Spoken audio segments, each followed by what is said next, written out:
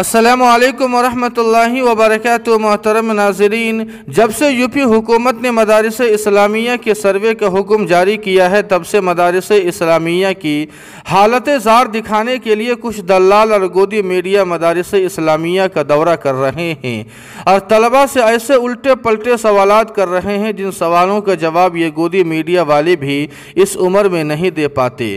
مدارس اسلامیہ کی رہائش خانہ وغیرہ دکھا کر مدارس کی خراب حالت کا پروپیگنڈا کر رہے ہیں۔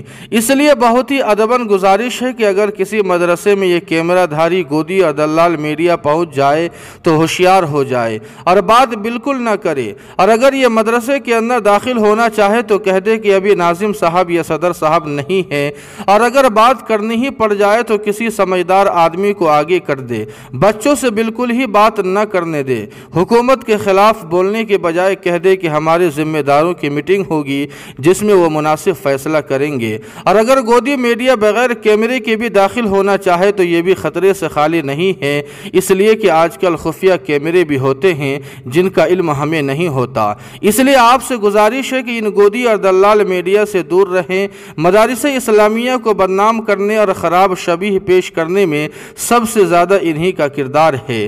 طلبہ کی تعلیم و تربیت اور اندرونی نظام پر خوب دھیان دے تاکہ کسی کو شکایت کرنے کا موقع نہ مل سکے۔ اللہ پاک مدارس اسلامیہ کی باطل طاقتوں سے حفاظت فرمائے۔